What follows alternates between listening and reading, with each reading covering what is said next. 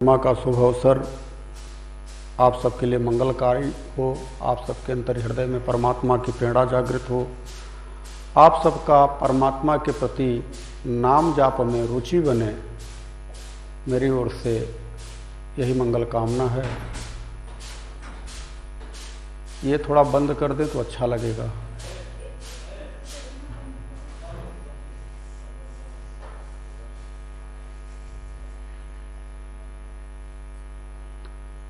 हम सभी पिछली बार की कथा में रामचरितमानस के जिस पड़ाव पर थे, भगवान हमारे राघव सरकार माँ जगत जननी पारंबा सीता के साथ भैया लक्ष्मण जी के साथ संतों के दर्शन कर रहे हैं। वहां से हम लोगों को प्रभु साथ लेकर के, क्योंकि हम भी साथ में चल रहे हैं प्रभु के, इसलिए कह रहे हैं, लेकर के कुंभज ऋषि अगस्त जी के पास पहुँचे हैं। अगस्त जी से वार्ता हुई है। समस्त संतों के बीच में भगवान बैठे हैं और भगवान से ऐसा प्रतीत होता है कि सारे के सारे संत यह महसूस कर रहे हैं कि हमारी ही ओर देख करके हमारे राघव सरकार हमसे वार्ता कर रहे हैं। यहाँ तक हम लोग पहुँचे थे। आगे की थोड़ी सी कथा और हुई थी कि प्रभु ने प्रश्न किया था कि मैं कहाँ जाऊँ, मेरे लिए उचित स्थान बताइए जहाँ पे किसी प्रकार का किसी को भी कोई कष्ट न हो। अगस्त जी ने भगवान को पंचवटी बताया, दंडक वन में, जो कि शापित वन है। तो भगवान की कृपा, भगवान के चरण जहाँ पड़ जाएं, वह शाप से मुक्त हो जाता है, चाहे वो अहिल्या रही हो, चाहे कोई भी। आगे की कथा में भगवान दंडक वन की यात्रा करेंगे, वहीं से हम लोग शुरुआत करेंगे। आइए कथा में प्रवेश करने के लिए प्रभु के नाम का आश्रय लें, तत्पश्चात हम सभी कथा में प्रवेश करें। श्री कृष्ण गोविंद हरे मुरारे, हे नाथ नारायण वासुदेव।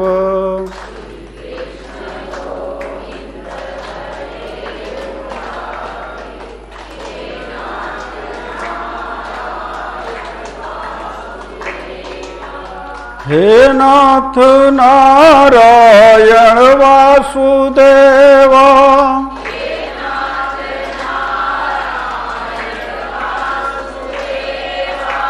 हे नाथ नारायण वासुदेव।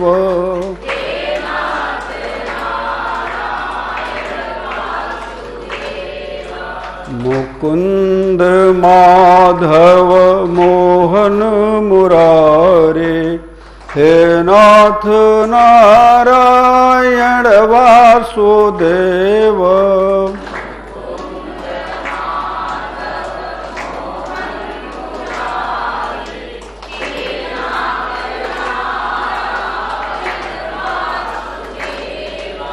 मुकुंद माधव मोहन मुरारी, हे नाथ नारायण वासुदेव।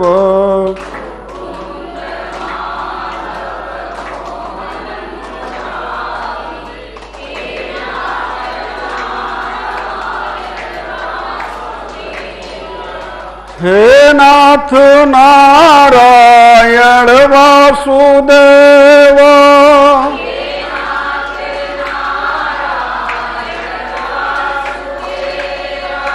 हे नाथ नारायण वासुदेव।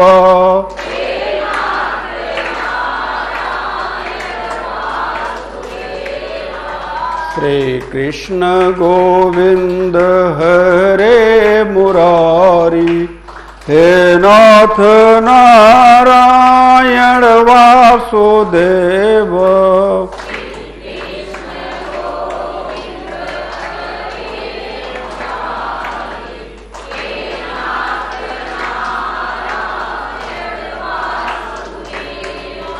त्वमादिदेवः पुरुषः पुराण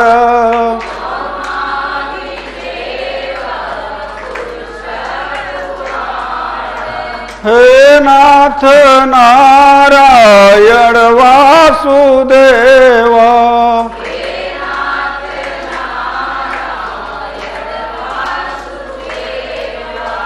त्वमस्य विश्वस्य परं निधानम्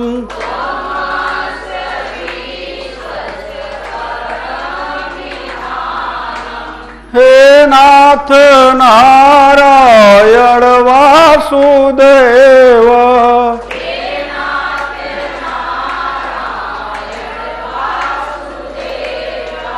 वेतासि वेदं च परं च धामम्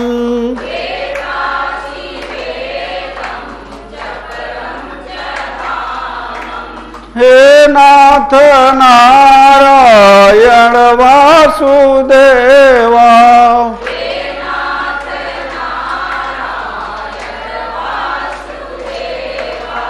तोया ततः विश्वमनन्तरूपं हे नाथ नारायण वासुदेवा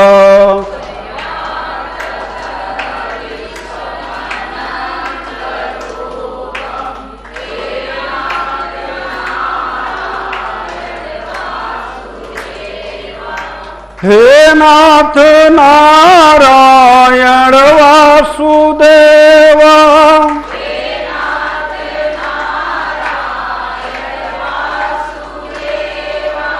हे नाथ नारायण वासुदेवा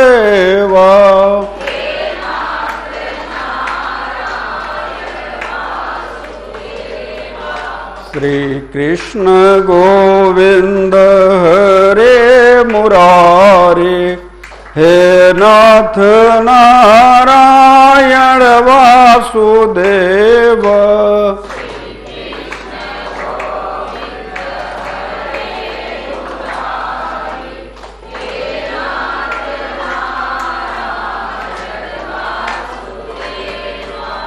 देहांत काले तुम सामने हो मुरली बजाते मन को लुभाते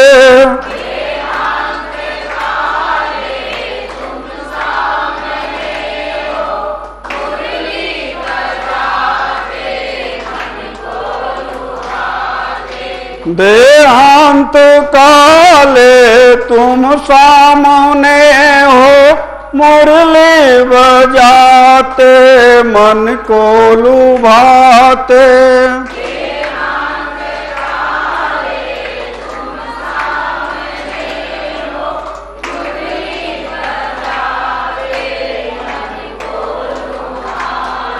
यही गीत गाते मैं तन नाथ त्यागूं यही गीत गाते मैं तन नाथ हे नाथ नारायण वासुदेवा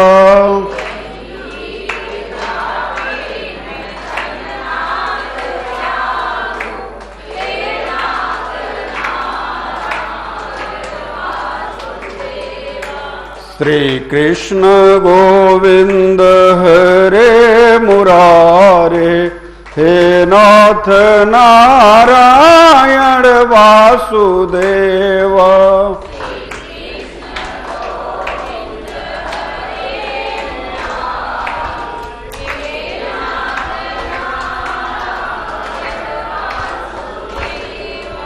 हे नाथ नारायण वासुदेव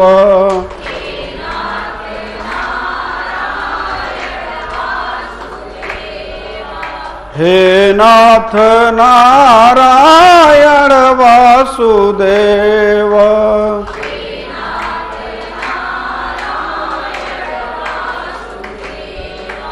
जय जय राम कथा, जय सिया राम कथा।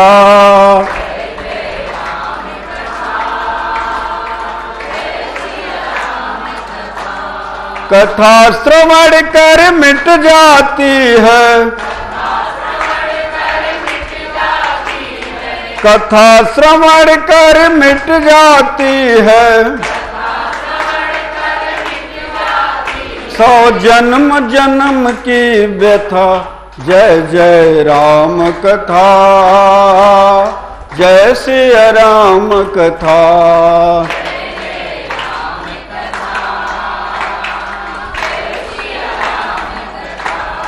राम कथा कलिका मद गाई,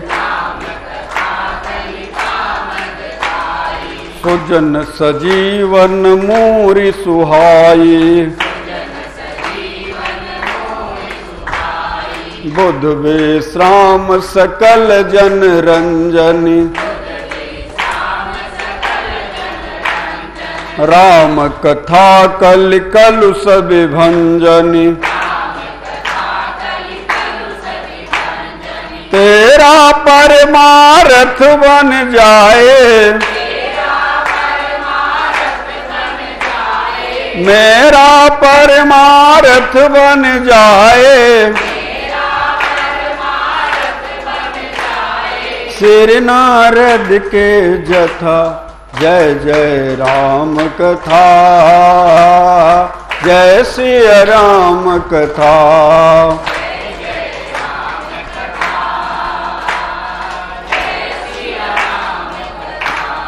महामोह महिषेष विशाला, राम कथा कालिका कराला। राम कथा शशि किरण समाना, संत चकोर करई जय पाना। गाकर तू भी अमर हो जाए, गाकर तू भी अमर हो जाए। श्री हनुमंत जथा, जय जय राम कथा, जय सिया राम कथा।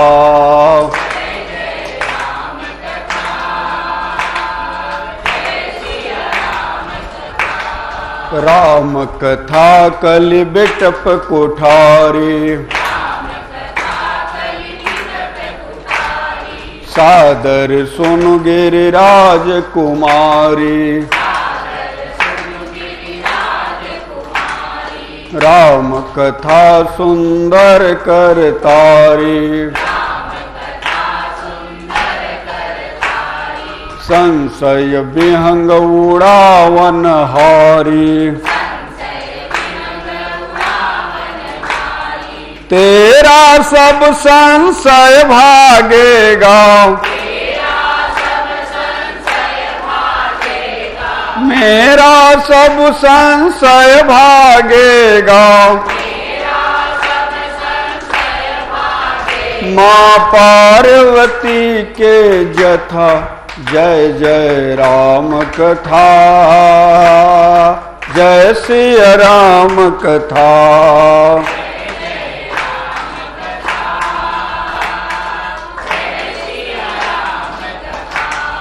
कथा श्रवण कर मिट जाती है, जन्म जन्म की व्यथा, जय जय राम कथा, जय सिया राम कथा।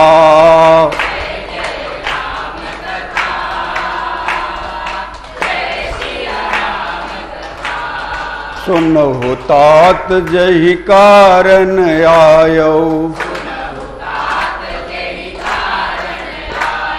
सो सब भयो दरस तब पायो।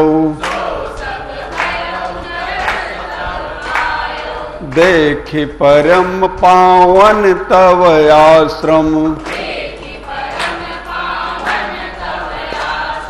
गयौ मोह संशय नाना भ्रम, सादरता त सुनावौ मोहि, बार बार बिनवौ प्रभु तोहि, जय जय राम कथा, जय श्री राम कथा,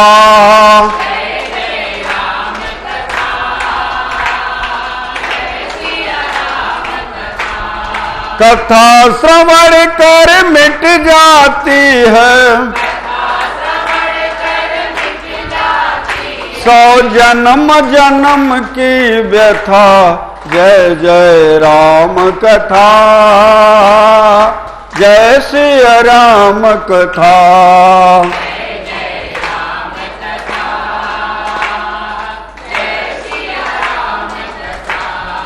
काल सदा अपने रस डोले, ना जाने कब सिर चढ़ी बोले, हरि का नाम जपो निस्वासर, प्रभु का नाम जपो निस्वासर, मिट जाएगी व्यथा, जय जय राम कथा, जय श्री राम कथा,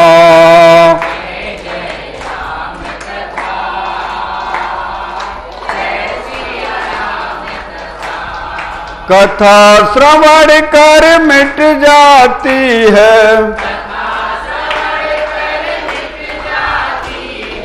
जन्म जन्म की व्यथा, जय जय राम कथा, जय श्री राम कथा,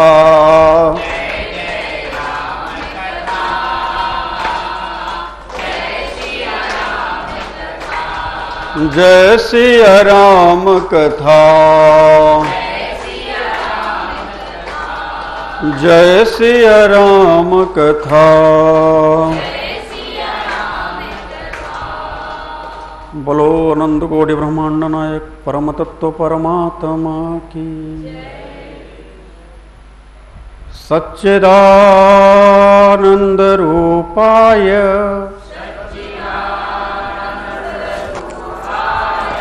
विश्वोत्पत्त्यादि हेतवे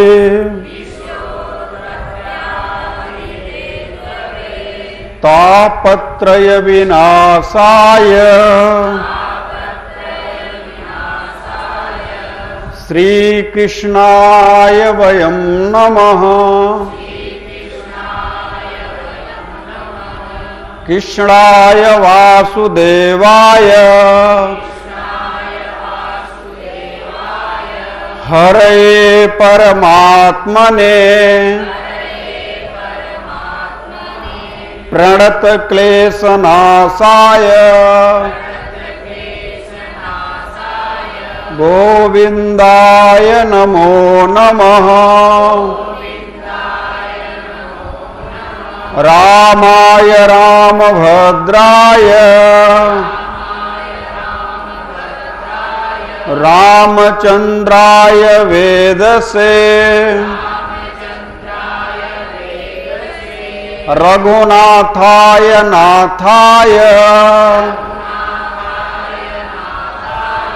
सीताया पतये नमः, अतुलित बलधामं हेमशैलावदेहं धनुजवन कृशानं ज्ञानिनानाम् अग्रगण्यं सकल गुण निधानम् वानराणामधीशं रघुपति प्रियभक्तं वातजातं नमामि वातजातं नमामि वातजातं नमामि। हे गोविंद हे मुरलीधर हे राघव हे मेरे राम, मुझे अपना बना लो प्रभु, मुझे अपना बना लो प्रभु। मैं आपका ही हूँ प्रभु, मैं आपका ही हूँ प्रभु। मुझे अपना बना लो प्रभु, मुझे अपना बना लो प्रभु। हरि ओम। भगवत धर्मानुरागियों, भगवान से एकता स्थापित करने के लिए, भगवान से जुड़ने के लिए न किसी ज्ञानी बनने की आवश्यकता है, न कोई ज्ञान की आवश्यकता है, न वेद की आवश्यकता है, न पुराण की आवश्यकता है, न शास्त्र की आवश्यकता है। आवश्यकता सिर्फ है तो उनसे प्रेम करने की आवश्यकता है। और वो अभी कौन सा प्रेम? जो अंदर से, अंतर हृदय से निकले, बनावटी नहीं। हाँ, अगर नहीं निकलता तो बनावटी से शुरुआत की जा सकती है। बनावटी से शुरुआत करो, लेकिन विश्वास के साथ कहता हूं, आपका बनावटीपन एक दिन हकीकत में बदल जाएगा। भगवान की कथा ऐसी है कि यदि प्रभु से प्रेम करने के मार्ग को खोजना चाहते हो तो सिर्फ कथा के साथ जुड़ भर जाओ, आपको मार्ग मिल जाएगा। यह कथा ही है जो इस कलिकाल के बिटप के लिए कुठारी का काम करती है। राम कथा कलि बिटप कुठारी, ये कुठारी का काम करती है। कितना भी बड़ा विषयासक्त जीवन हो, लेकिन राम की कथा से जब जीव जुड़ता है तो धीरे धीरे धीरे धीरे धीरे धीरे वो राम के साथ में एकाकार होने लग जाता है। आप सबने तो सुना है कि रसरी आवत जात ते सिल पर परत निशान। एक रस्सी की स्थिति क्या है? मात्र वो एक कोमल सी रस्सी है और पत्थर के ऊपर धीरे धीरे घिसते घिसते निशान बना देती है। अभिप्राय क्या है संत का कहने का? संत कहता है कि नाम रूपी जो दिव्य औषधि आपको मिली है उसे श्वास की रस्सी के साथ में जोड़ लो, और आपका कितना भी पाषाण हृदय हो, कितना भी कठोर हृदय होगा, धीरे धीरे धीरे धीरे वह कठोर हृदय, वह पाषाण हृदय घिसना शुरू होगा, निशान बनना शुरू हो जाएगा। और एक दिन ऐसी स्थिति आएगी आपके अंतर हृदय में कि आपका राम से, रामत्व के साथ में एकाकार हो जाएगा। आज हमारे राघव सरकार ऐसे ऋषि के पास हैं जिनका नाम है कुंभज। कुंभज का अर्थ होता है कुंडलिनी। जब साधक की स्थिति मूलाधार से उठ करके कुंडलिनी के पास जाती है जागृत करने के लिए, तो साधक जो नाम का आश्रय लेता है, नाम के जहाज पर बैठता है, तो धीरे धीरे गुरु कृपा से साधना करते करते वह नाम जहाज में अपने आप को स्थिर चित्त करने लग जाता है और फिर वह कुंभज की स्थिति को उपलब्ध हो जाता है, कुंडलिनी की स्थिति को उपलब्ध हो जाता है। तो कुंडलिनी से ही मार्ग मिलता है, यानी जब कुंडलिनी जागृत होती है तब मार्ग मिलता है। तो मार्ग के लिए कुंडलिनी ही बताती है कि अब कहां रहना है। तो वह 5 जो ज्ञान इंद्रियां हैं उसी के अंदर ही उस साधक को निवास करने का स्थान बताती है। तो जो 5 ज्ञान इंद्रियां हैं वही पंच पेड़ हैं, पंचवटी है। जिस पंचवटी में भगवान हमारे राघव सरकार विराजमान है। हम सबका देह ही पंचवटी अगर बन जाए तो प्रभु को विराजमान होने में पल भर नहीं लगेगा, प्रभु हमारे विराजमान हो जाएंगे। लेकिन यह रूप, रस, गंध, शब्द और स्पर्श, श्रोतम चक्षु स्पर्शनम च रसनम घ्राणमेव च अधिष्ठाय मनश्चाय विषयानुपसेवते, ये जो पंच तन्मात्राएं हैं, पंच ज्ञान इंद्रियां हैं, पंच महाभूत हैं, पंच तत्व हैं, ये सब उस परम के साथ में एक होने के लिए खड़ी हैं। बशर्ते यह है कि आप उल्टे लटके हैं, आपका स्वभाव ही उल्टा हो गया है। मां के गर्भ में जब आए तभी से आप उल्टे हैं, आपका सर नीचे और पैर ऊपर की तरफ है। इसलिए आपका एक नाम उत्तानपाद कहा जाता है। उत्तानपाद एक राजा हुआ करते थे जिनके 2 पुत्र हुए। एक पुत्र जो ध्रुव थे और दूसरे पुत्र जो छोटे थे उत्तम नाम था। कहानी भागवत की है, चर्चा मैं रामचरितमानस की कर रहा हूं, इसलिए इतना ही बताना है कि उत्तानपाद के 2 रानियां थी, एक सुरुचि और एक सुनीति।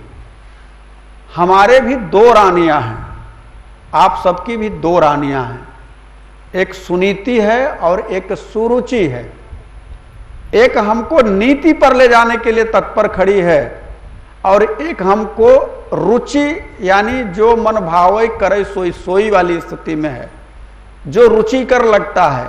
और आज के समय में हर जीवात्मा को जो रुचिकर लगता है वही करना चाहता है, यानी छोटी रानी से प्रेम करता है, सुनीति यानी नीति पर कोई चलना नहीं चाहता। तो यह 5 वृक्ष जो है पंचवटी है और यह पंचवटी भगवान के निवास करने की उत्तम जगह है। भगवान हमारे राघव सरकार मैया और भैया के साथ में पंचवटी की यात्रा पर निकले। रास्ते में जटायु जी से भेंट होती है, जटायु जी से मुलाकात होती है। जटायु जी अपना संबंध दशरथ जी का संबंध जोड़ करके बताते हैं कि दशरथ मेरे मित्र हैं और आप उनके पुत्र हैं और यह मेरी पुत्रवधू हुई। ऐसा जटायु जी का भाव है कि यह राम अनंत कोटि ब्रह्मांड नायक परमात्मा हैं, मैं जानता हूं, लेकिन रिश्ते में मेरे पुत्र हैं। यह भक्ति जो सीता स्वरूप है, यह मेरी पुत्री है। ऐसा भाव जटायु जी के अंदर है। भगवान से मुलाकात होने के बाद जटायु जी गदगद हो जाते हैं, प्रभु आगे की यात्रा करते हैं और पंचवटी के पास जाकर के भगवान एक पर्णकुटी बना करके वहां रहना शुरू करते हैं। अब देखिए, पंचवटी के पास भगवान पहुंचे, पर्णकुटी बनाई, रहना शुरू करते हैं। अब बड़ा सुखमय माहौल है, कोई किसी भी प्रकार का अवरोध विरोध नहीं है, शांति है। और जब शांति रहती है तो जो जीवाचार्य लक्ष्मण जी हैं उनसे रहा नहीं गया, क्योंकि इस शांति का सही सदुपयोग कर लो। जीवन में पहले शांति खोजो और शांति कहीं बाहर नहीं, आपको शांति आपके अंदर ही मिलेगी।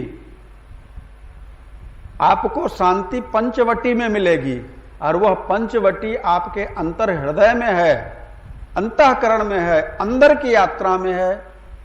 तो पंचवटी में शांति है। तो लक्ष्मण जी ने भगवान राघव सरकार से कहा कि इस समय मैं आपका भाई नहीं, इस समय मैं एक याचक की भांति, एक जानकारी के लिए एक शिष्य की भांति आपसे कुछ प्रश्न जानना चाहता हूं, पूछना चाहता हूं। भगवान ने कहा पूछो।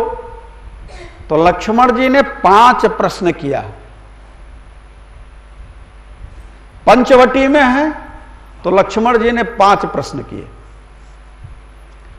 पहला प्रश्न है कि प्रभु ज्ञान क्या है। दूसरा प्रश्न है वैराग्य क्या है। तीसरा प्रश्न है माया क्या है। चौथा प्रश्न है ईश्वर और जीव में भेद क्या है। और 5वां प्रश्न है भक्ति क्या है। यह इतना दिव्य प्रश्न है, निरस प्रश्न है।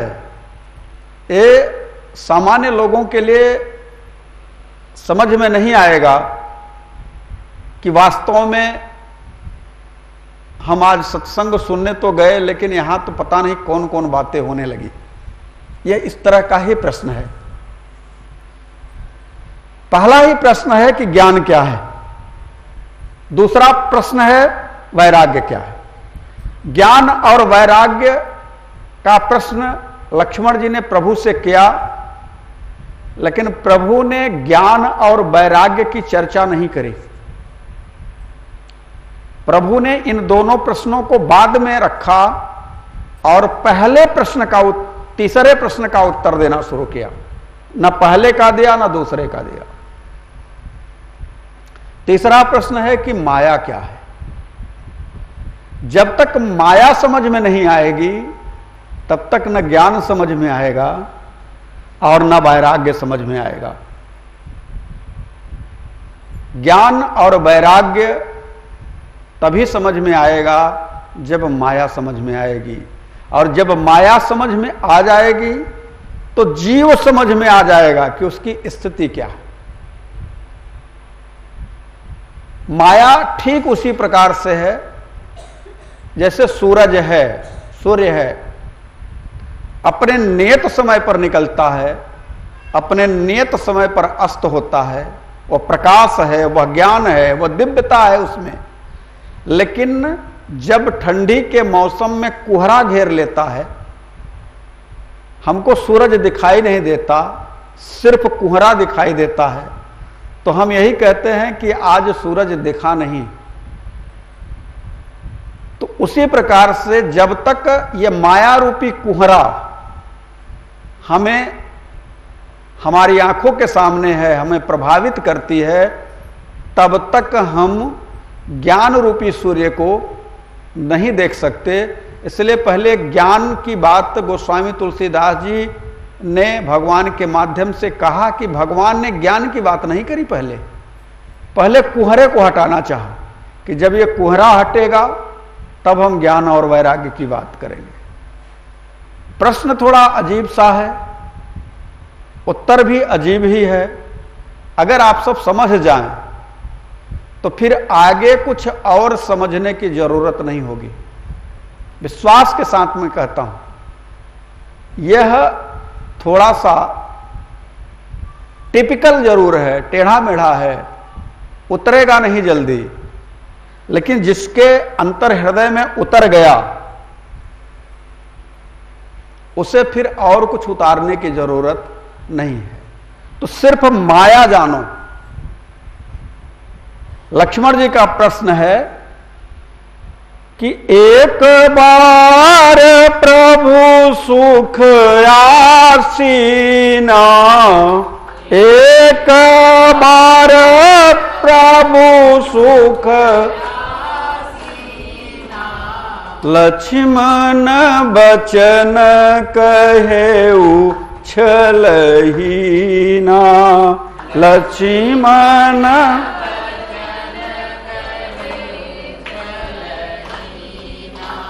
कहू ज्ञान विराग अरु माया कहू ज्ञान कहू सो भगति करही जेहि दाया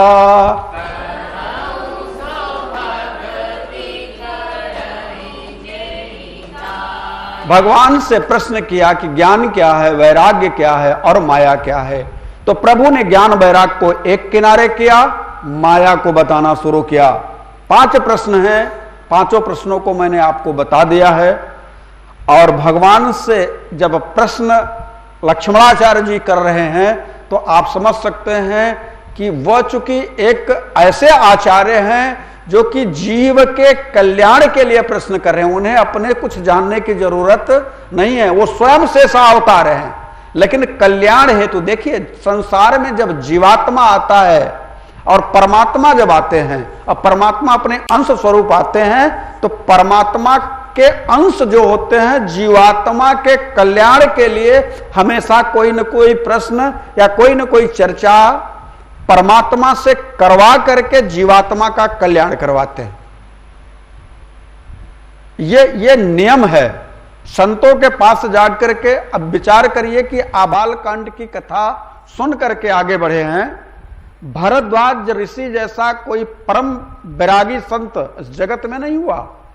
इतने तपस्वी, इतने वैरागी, श्री रामचरितमानस उनके अंतर हृदय के रोम रोम में उतरी है।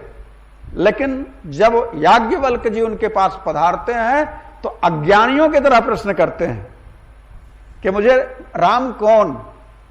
तो इस तरह का प्रश्न क्यों करते हैं अज्ञानी बन करके? इसलिए कि जगत के कल्याण के लिए आपके मुखार बिंदु से कुछ शब्द निकले। तो आज भगवान से ही प्रश्न किया गया लक्ष्मण आचार्य के द्वारा कि प्रभु ज्ञान क्या है, वैराग्य क्या है, माया क्या है, जीव और ईश्वर का भेद क्या है और भक्ति क्या है। भगवान ने कहा भैया, लेकिन इसको जानने के लिए आप पहले अपना मन, बुद्धि और चित्त एक कर लो, क्योंकि ये इतना दुस्तर कार्य है कि इसे जाना जा नहीं सकता। इसके लिए स्वयं नारायण कहते हैं कि थोरे हूं महा सब कहू बुझाई, थोरे हूं महा सब कहू बुझाई, सुनहु तात मति मन चित लाई, सुनहु तात मति मन चित। भगवान कहते मैं थोड़े समय बता देता हूं, लेकिन इसके लिए तुम्हारी मति यानी बुद्धि, मन और चित्त जब एक होगा तभी माया को समझ पाओगे। तो माया क्या है? मैं अरु मोर तोर तई माया, मैं अरु मोर तोर तई जहीं बस कीने जीवनी काया, जहीं बस कीने। भगवान ने कहा भैया लक्ष्मण, मैं और मोर तोर तय यही माया है। मैं और मेरा, तू और तेरा। जैसे ही मैं और मेरा आता है वैसे ही अगला शब्द तू और तेरा आता है। और मैं और मेरा, तू और तेरा यही माया है। इसे समझ लो, बस समझ में आ जाएगा। जहां मैं आया वही माया है, जहां भी मैं आया वहीं पे माया आकर के खड़ी है। तो मैं जब भी आएगा मेरा जब भी आएगा पास ही में तू और तेरा खड़ा हुआ है, और यही माया का प्रपंच है। इस मैं मेरा को जो समझ ले, जब तक यह मैं और मेरा चलता रहेगा, यानी जब तक आपकी ज्ञान इंद्रियां, कर्म इंद्रियां मैं और मेरा के साथ में एकाकार रहेंगी, तब तक तू और तेरा करते करते माया के प्रपंच में ही हम पिसते रहेंगे। तो माया क्या है? दूसरे भाव में कहूं तो माया, भागवत के अनुसार माया का अर्थ होता है, संस्कृत में मां कहते हैं नहीं, मां यानी नहीं, और या माने जो है ही नहीं उसी का नाम माया है। जो है नहीं लेकिन सत्य प्रतीत होता है, सब कुछ सत्य प्रतीत होता है, उसी का नाम माया है। अब आप कहेंगे सत्य तो है ही, इस जगत में है, हम आ रहे हैं, जा रहे हैं, उठ रहे हैं, बैठ रहे हैं, खा रहे हैं, पी रहे हैं, धन संग्रह कर रहे हैं, सारा चीज कर रहे हैं, सत्य तो है। कहां सत्य नहीं है? दुकान है, हमारा व्यापार है, हमारी सारी संपत्ति है, हम उसके मालिक हैं, हम करता धरता हैं, हम सुख दुख के भोक्ता हैं, यह सब कुछ तो दिखाई दे रहा है। तो आप कह रहे हैं मां मतलब नहीं, या मतलब जो है नहीं, और यही माया है तो है। तो मैं आपसे पूछूं, क्या आदि गुरु शंकराचार्य के वचन झूठे हैं अथवा भगवान शिव का वचन झूठा है? आदि शंकराचार्य जी कहते हैं कि ब्रह्म सत्यम जगत मिथ्या। सत्य क्या है और जगत, यानी जगत जो है वो झूठ है। तो जगत झूठ है यानी माया झूठ। और भगवान शिव भी कहते हैं, उमा कहूं यह अनुभव अपना, उमा कहूं यह सतहरि भजन जगत सब सपना, सतहरि भजन सतहरि भजन जगत सब सपना।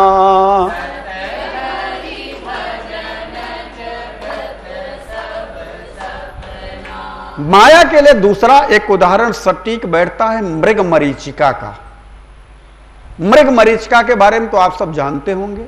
यही गर्मी का महीना है, आप कहीं भी देखिए, कभी कभी सड़क पर चलते हुए भी आपको ऐसा प्रतीत होता है कि आगे सड़क पर पानी है, ऐसा प्रतीत होता है। आप कभी कार वगैरह से जाइए तो आप ड्राइव करते हुए जा रहे हैं या सामने कोई बैठा, तो आप देखेंगे हाईवे पर ऐसे कुछ दूर दराज के इलाकों में ऐसे लगता है जैसे आगे पानी है, लेकिन वहां पानी होता नहीं है। रेगिस्तान में अक्सर करके मृगा ऐसे ही पानी की खोज में, पानी दिखाई देता है, उसको भ्रम पैदा होता है और प्यासा होकर के वो दौड़ता है पानी की तरफ, जबकि वहां सिर्फ बालू रहती है। ऐसे दौड़ते दौड़ते पानी से, प्यास से भूखो मर जाता है, छटपटा करके मर जाता है। वही चीज माया का है। यहां भी आप सुख की इच्छा से रोज भाग दौड़ कर रहे हैं, आज ठीक नहीं है कल ठीक हो जाएगा, इसी उम्मीद से रोज भाग दौड़ हो रही है, लेकिन न कल ठीक हो पाया न आज ठीक हो पाया, और कल की कोई गारंटी भी नहीं है, लेकिन दौड़ जारी है। यही माया है। माया के लिए एक संत कहते हैं कि रविकर नीर बसे अति दारुण, रविकर नीर बसे अति दारुण। सूर्य की रोशनी का जो पानी है और ऐसा दारुण यानी कठिन, दुख देने वाला है। मकर रूप तहिमाही, एकदम जैसे मगरमच्छ की तरह खा जाएगा, ऐसा संत कहते हैं कि मकर रूप तहिमाही। और बदन हीन सो ग्रसय चराचर, पान करत जे नाही। यही माया का रूप है कि देखने में वहां पानी है, लेकिन पानी दिखाई नहीं देता पास जाने के बाद, और मृगा की तड़प तड़प करके मौत हो जाती है। यही अज्ञानता जब तक हमारे अंतर हृदय में है, तब तक मैं माया के प्रभाव से प्रभावित हूं। जब तक यह मैं, यानी मैं का अंग्रेजी में आई, मैंने क्यों कहा आई? देखिए, जब ज्ञान हो जाता है तो प्रकाश, ज्ञान का रूप क्या है? प्रकाश का। तो ज्ञान का रूप जो प्रकाश का होता है वो सन मतलब सूर्य, और सिम, SIN, सिन, और SUN।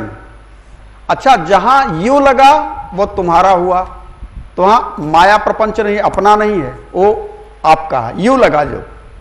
लेकिन जब तक आई लगा है, यानी यस और यन के बीच में आई और यू है, जब आई लगता है तो सिन होता है, और सिन का हिंदी में अर्थ होता है पाप।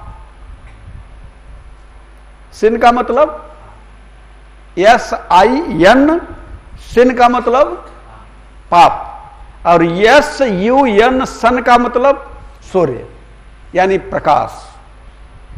आप विचार करिए थोड़ा गंभीरता पूर्वक कि जब तो आई लग गया, यानी मैंने ये किया, मैंने वो किया, मैंने भंडारा किया, मैंने लोगों को खिलाया, मैंने दान किया, मैंने पुण्य किया। जैसे ही आपने कहा, आपने जो कार्य किया था वह पाप में बदल गया, आप उसके पुण्य के भागी नहीं बने। जैसे ही आप मिमियाए, मैंने 500 लोगों के भोजन की व्यवस्था कर दी, मैंने आज 10 लोगों को वस्त्र दान किया, मैंने आज इतने लोगों को दवा का दान कर दिया, मैंने आज ये किया, मैंने आज वो किया, मैं, यानी आई। तो आई यानी पाप, SIN यानी पाप, और SUN आपने किया। अगर कोई बात हो, आप, यू माने परमात्मा, आप जो भी है सब परमात्मा आपका है, आप ही करते हो, आप ही कराते हो।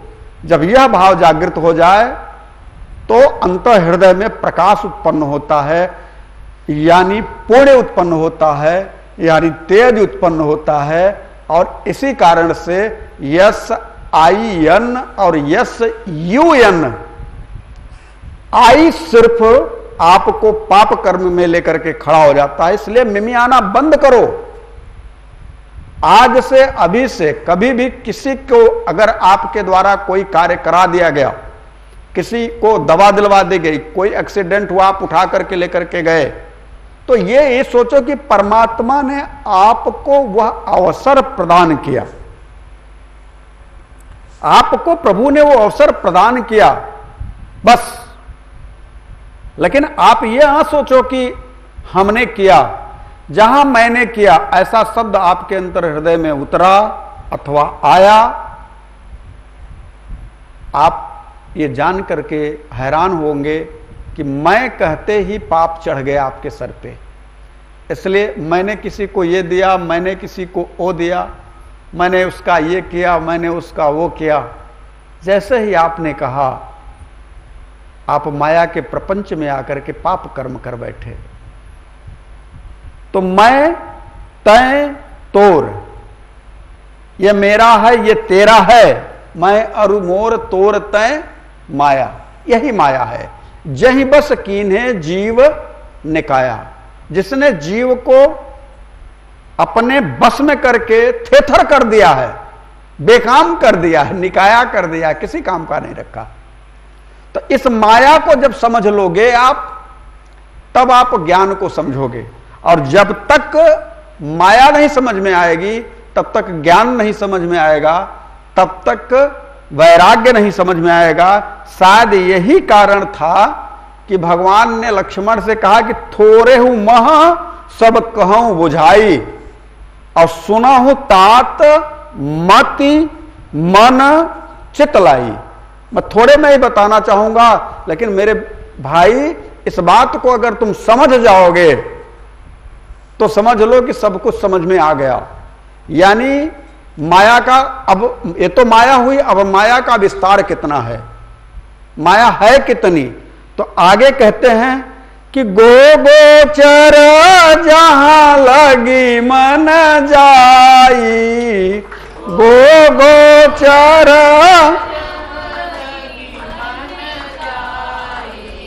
सो सब माया जानहु भाई, सो सब माया सो सब माया जानहु भाई।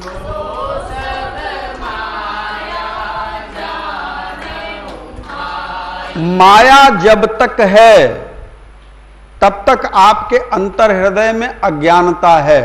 मैंने आप सबको पिछली बार बहुत पहले बताया था, एक कहानी भी बताई थी और यह भी बताया था कि माया के 16 परिवार के लोग हैं, माया को लेकर के 17 हैं, 8 बेटे और 8 बहुएं हैं। शायद आप सबको याद भी होगा। तो जब माया का जो प्रपंच है यानी अज्ञानता जब तक बनी है, जब तक हम अपने आप को धोखा दे रहे हैं, तो धोखा हम अपने आप को क्यों दे रहे हैं कि माया के कारण दे रहे हैं। हम अपने आप को श्रेष्ठ समझने में कोई कमी नहीं करते, हमसे बड़ा कोई है नहीं, हमसे बुद्धिमान कोई नहीं है, हमसे ज्ञानी कोई नहीं है, तब तक माया है। हम जब तक दूसरे के बारे में यह विचार नहीं करेंगे कि यह भी परमात्मा के ही अंश है, यह भी परमात्मा के ही हैं और इनके प्रति हमारी भक्ति भाव चिंतन प्रेम समर्पण जरूर होना चाहिए। यदि है तो ऐसा समझ करके हम यदि ज्ञान की तरफ अग्रसर होते हैं तो निश्चित तौर से हम माया से थोड़ी सी दूरी पर जाएंगे, तब भी उतना नहीं जाएंगे, क्योंकि गो गोचर जहां लग मन जाई, जहां तक इंद्रियों का बुद्धि का मन का चित्त का विलास है वहां तक माया है। तो बुद्धि से सोचने तक की स्थिति तक माया है। और अज्ञानता तो ऐसी है कि माया के प्रपंच में हमने छोटा सा भी कोई कार्य कर दिया तो मिनट भर नहीं लगता, मिनट भर नहीं लगता।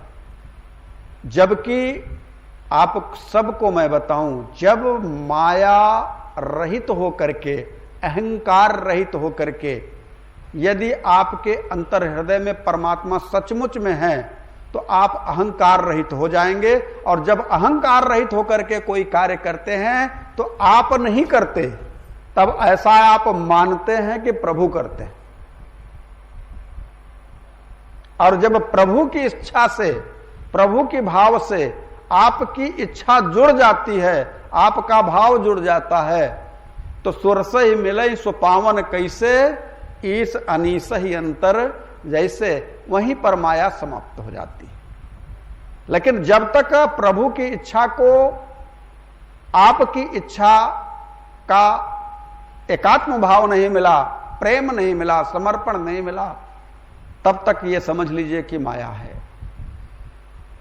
दूसरे भाव में ये कहूं कि अज्ञानता जो माया का सबसे छोटा वाला बेटा है, अज्ञान सबसे छोटा बेटा। तो अज्ञान का जो सबसे जो अज्ञान की जो पत्नी है उसका नाम दुर्गति है। तो अज्ञान का जो सबसे महत्वपूर्ण कार्य क्या है कि वो अपने को ज्ञानी मानता है और समस्त संसार के लोगों को अज्ञानी मानता है। वो मानता ही नहीं कि मैं अज्ञानी हूं, और ऐसा करने पर उसकी दुर्गति निश्चित होती है, क्योंकि अज्ञान की पत्नी का नाम दुर्गति है। ऐसे ही मैंने कभी आप सबको एक कथा सुनाई थी, प्रसंग चल रहा तो फिर से दोहरा देता हूं कि 3 मित्र गए रोजगार के चक्कर में बंबई घूमने के लिए। तीनों मित्र घर से कुछ पैसा लिए और बोले कि हम चलते हैं, कोई रोजगार करेंगे। रोजगार ढूंढते ढूंढते 6 महीना बीत गया और तीनों को कोई रोजगार नहीं मिला। कहानी आप सबने सुनी है मेरे द्वारा, फिर भी अगर याद नहीं हो तो मैं सुना रहा हूं। तीनों मित्र 6 महीने तक रोजगार खोजते रहे, नहीं मिला। तो चाय चट्टियों पर बैठते बैठते तो 2-4 लोगों के द्वारा, चूंकि बंबई शहर है तो कुछ अंग्रेजी में लोग बोलते ही हैं, तो तीनों लोगों ने एक एक बैठते बैठते चाय चट्टियों पर याद कर लिए और आपस में तीनों बोलने लगे। पहला बोलता यस, तो दूसरा कहता वी आर 3।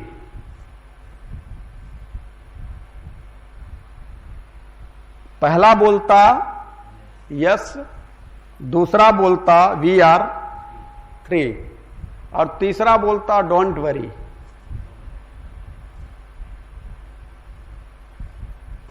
ये तीनों बंबई से लौट करके गांव आए। जिस गांव से गए थे, गांव के लोग ज्यादातर अनपढ़ थे, पढ़े लिखे नहीं थे। अब तो ये लोग जहां भी जाएं तीनों एक साथ में खड़े हों, रोजगार तो मिला नहीं था, लेकिन एक बोले यस, दूसरा बोले वी आर 3 और तीसरा कहे डोंट वरी।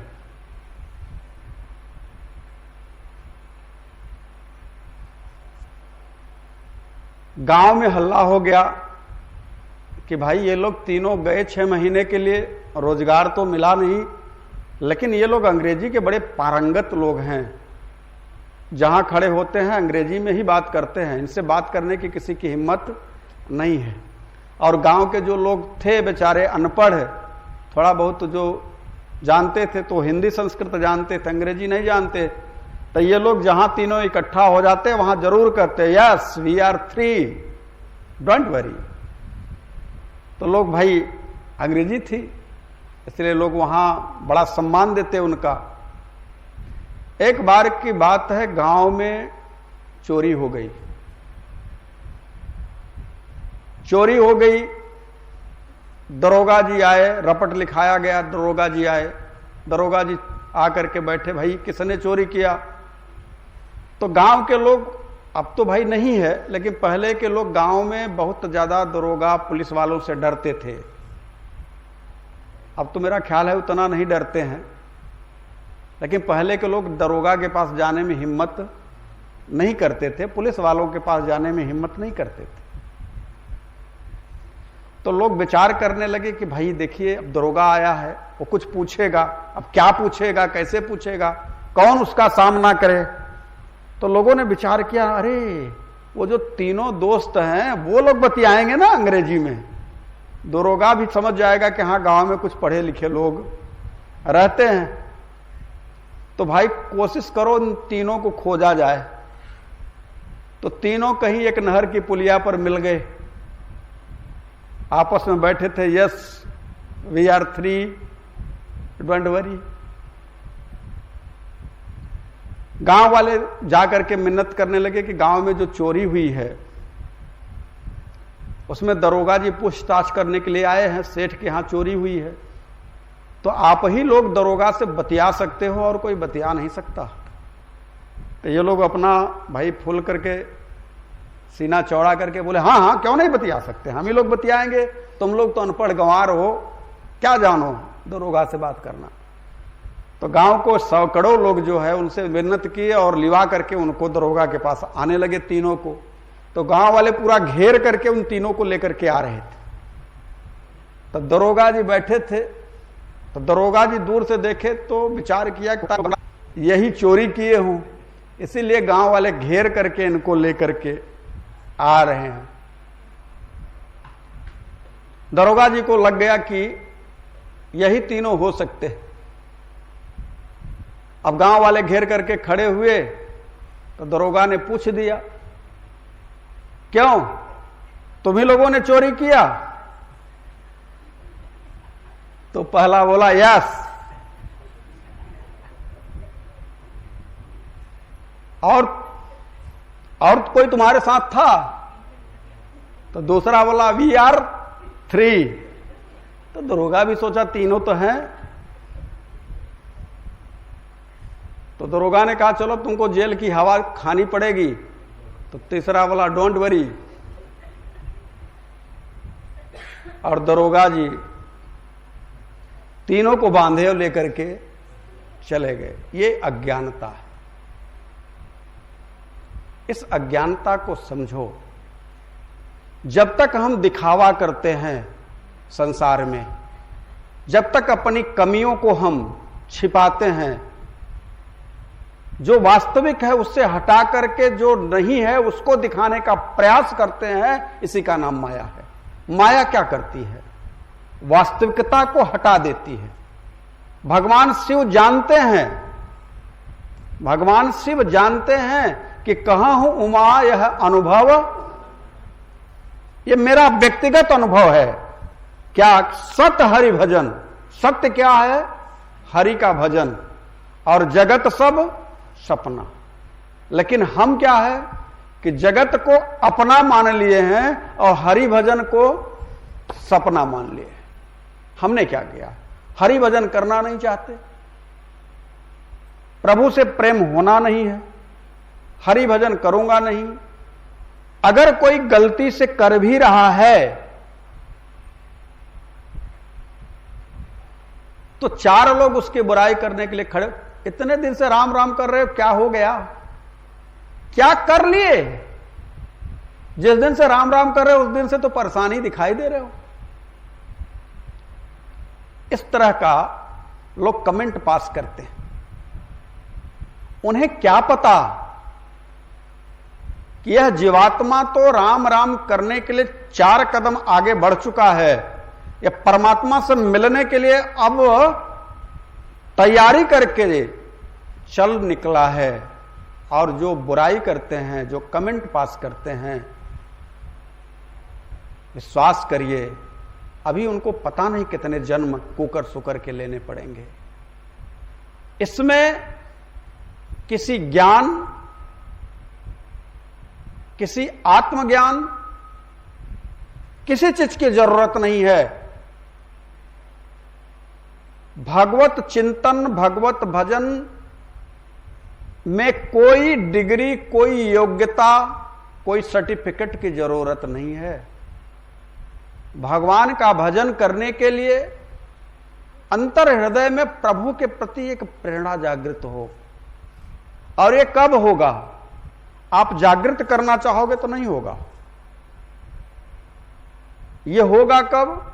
हजारों में किसी एक को होगा। और मां भवानी पार्वती भगवान शिव से कहती भी हैं कि नर सहस्त्र माहु सुनहु पुरारी, नर सहस्त्र माहु को एक होई धर्म व्रत धारी, को एक। हजार में कोई एक, हजारों में कोई एक को यह शुभ अवसर मिलता है। आप क्या समझते हैं?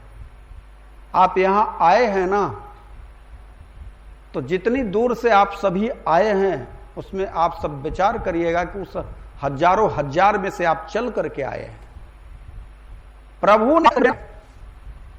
प्रभु ने आपके अंदर हृदय में कहा है कि तू मेरा है, इसलिए तुझे जाना चाहिए। यह प्रेरणा किसी और के हृदय में नहीं होगी तो क्या वो प्रभु का नहीं है? है, लेकिन वो प्रभु से बहुत दूर जा चुका है। भगवान तो कहते हैं ममई वांसो जीवलोके जीवभूत सनातना, लेकिन मनः खष्ट्राणि इंद्रियाणि प्रकृति स्थानी कर्षयति। मेरा ही सब मम प्रिय सब मम उपजाए। लेकिन दिक्कत क्या हुई? दिक्कत यह हुई कि मैं मिमियाने में भगवान से दूरी हो गई, पाप बनता चला गया। तो जब यह मिमियाना बंद होगा तभी परमात्मा की कृपा आपके अंतःकरण में उतरनी शुरू होगी। और जब यह उतरेगी तो घर के लोग चाहे कितना बंधन लगा दें, लाख कर दें, लाख कसौटी खड़ी कर दें, लेकिन मन छटपटा करके उस सत्संग के लिए, उस भाव के लिए, उस परमात्मा के प्रेम के लिए, जैसे जल से मछली को बाहर कर दो, छटपटा करके प्राण त्यागने को हो जाती है, उसी तरह से मन छटपटा करके प्रभु के प्रेम को पाने के लिए तड़प उठेगा। ये प्रभु के प्रेम को पाने की छटपटाहट हजारों में किसी एक के ही अंदर आएगी। कोई विरला है जिसके अंतर हृदय में प्रभु के प्रेम को पाने की उत्कट उत्कंठा का जागरण होगा। और ये कब होगा? जब आपके हृदय भवन में प्रभु के प्रति थोड़ा सा भी भाव जागृत होगा। और ये भाव कब जागृत होगा? जब आपके हृदय में आपके द्वारा किए गए कर्म का कुछ अंश आएगा, पुण्य कर्म का। क्योंकि पुण्य पुंज बिनु मिलहि न संता, बिना पुण्य के आप संत के पास नहीं जा पाएंगे। और जब तक संत नहीं मिलेगा तब तक भगवंत आपसे नहीं मिलेंगे। मैंने सुना है एक कहानी किसी संत के द्वारा,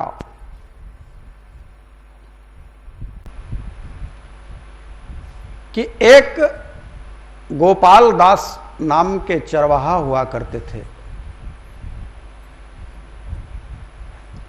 वो ऐसे चरवाहा थे, एक गांव में रहते, पुराना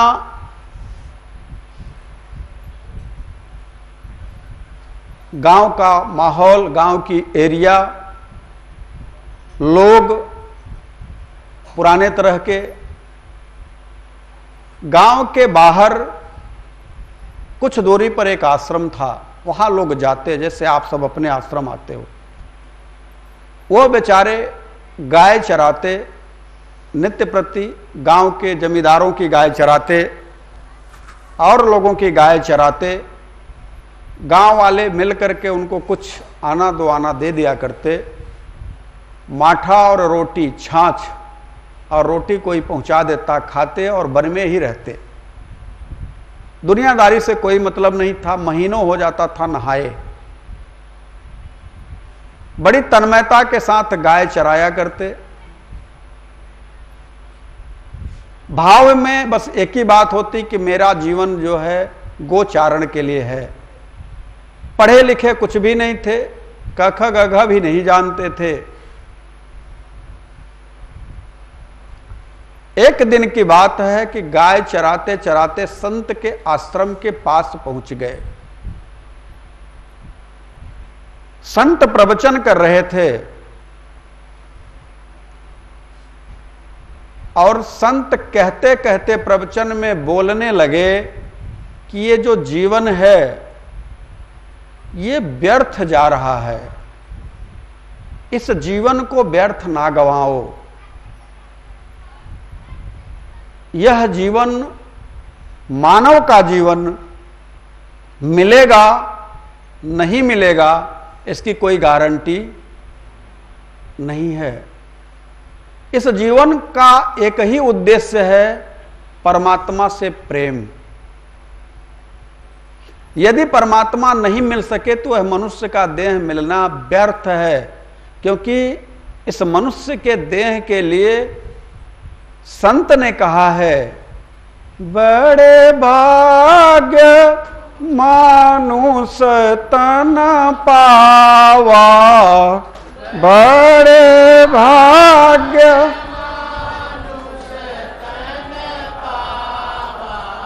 सुर दुर्लभ सद ग्रंथ निगावा।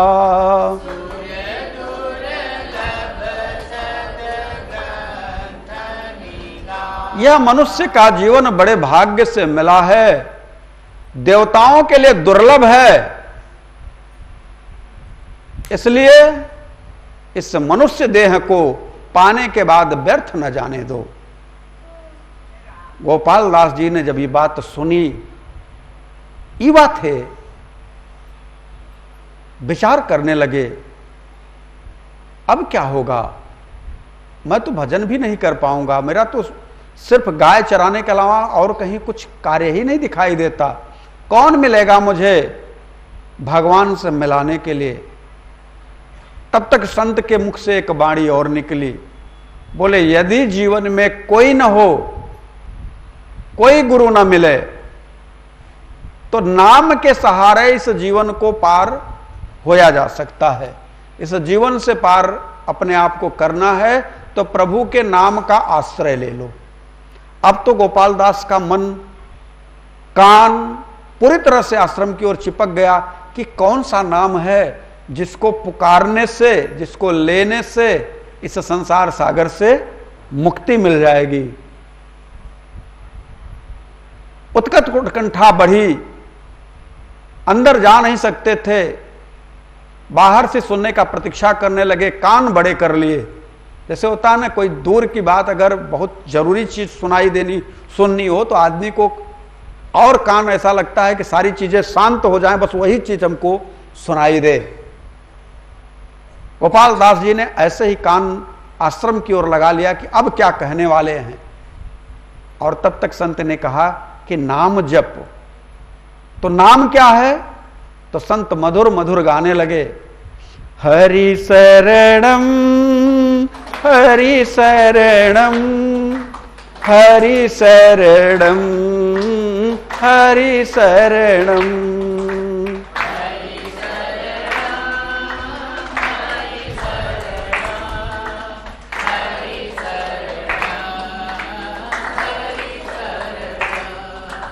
हरि शरणम हरि शरणम हरि शरणम हरि शरणम।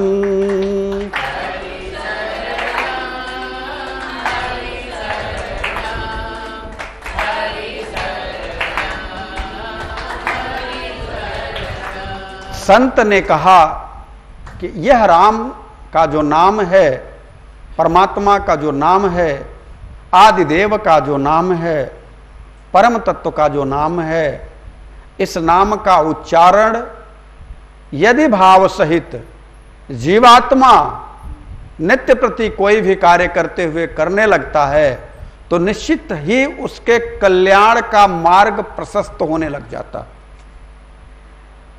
इतना सुनना था कि गोपाल दास जी महाराज को जैसे लगा कि उन्हें अमृत मिल गया, एक मार्ग मिल गया, एक रास्ता मिल गया। अब तो गैया चराते और बस यही गाते, हरि शरणम हरि शरणम हरि शरणम हरि शरणम।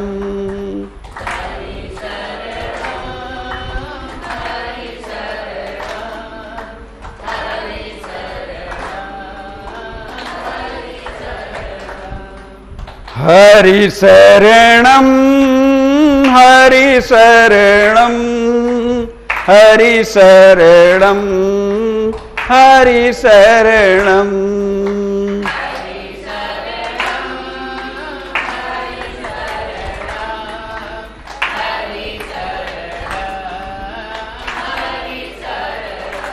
बस यही गीत गुनगुनाते गांव के लोग, जो रोटी की बारी बनी थी, आज के दिन ये पहुंचा जाएंगे, दूसरे दिन वो पहुंचाए जाएंगे, तो जब भी कोई रोटी लेकर के आता तो बस इनको गुनगुनाते हुए पाता। तो पूछते, अरे गोपाल अब क्या हो गया तुझे? अभी तक तो तुम गुमसुम बैठा रहता था, अब तो मैं देखता हूं कि कहीं भी किसी भी गैया को चराने के लिए तू जा रहा है, इधर उधर घूम रहा है, कुछ भी कर रहा है तो सिर्फ तेरे मुख से बस एक ही स्वर निकल रहा है, हरि शरणम हरि शरणम हरि शरणम हरि शरणम।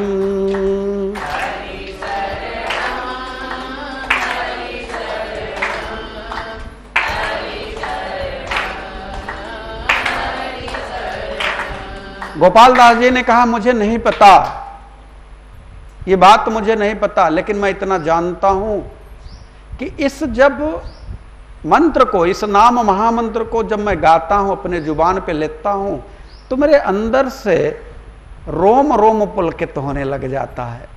लगता है जैसे कोई मेरे सिर पे हाथ रख करके कहता है, हां तू मेरा है, हां तू मेरा है। जैसे मैं गाता हूं हरि शरणम हरि शरणम हरि शरणम हरि शरणम।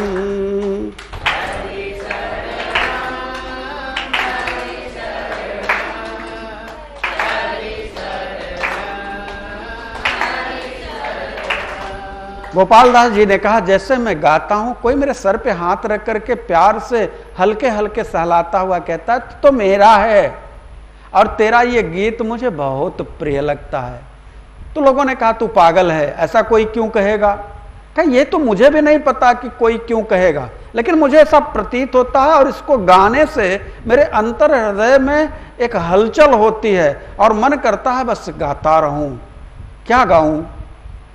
हरि शरणम हरि शरणम हरि शरणम हरि शरणम।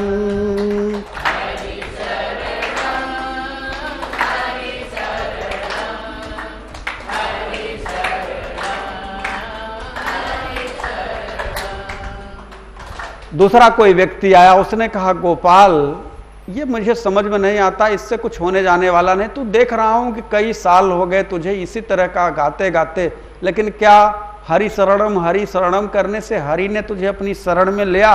तू तो कल भी उसी तरह से था, गाय चराता था, मंठा रोटी खाता था, आज भी तू गाय चरा रहा है और मंठा रोटी खा रहा है। अब देखिए, जब बार बार क्रिटिसाइज कोई करता है तो मन भटकने लग जाता कि सही बात है, इतने दिनों से मैं प्रभु के नाम का आश्रय लेकर के बोल रहा हूं, लेकिन आज तक प्रभु तो आए नहीं। तो बात तो हमको भी लगती है कि कुछ गड़बड़ है, ऐसा कुछ है नहीं। हो सकता है कि संत ने कुछ ऐसे ही कह दिया हो। मन भटकने लगा। और देखिए, जब मन का भटकाव होता है ना, तो प्रभु आकर के संभाल लेते हैं। जब भी मन का भटकाव हो तो प्रभु संभालते हैं। प्रभु ने कैसे संभाला? अपने किसी प्रिय शिष्य को, अपने किसी प्रिय भक्त को उसी रास्ते से भेज दिया जहां गोपाल गाय चराता हुआ अब के पहले तो हरि शरणम गा रहा था, लेकिन आज वो गुमसुम बैठा हुआ है। लगता है कि आज वो नहीं गाएगा, लेकिन प्रभु की लीला तो अपरंपार है। प्रभु ने उस संत के मुख से ही वही बात, वही गीत गुनगुनाते हुए उसी के सामने से भेज दिया। हरि शरणम हरि शरणम हरि शरणम हरि शरणम।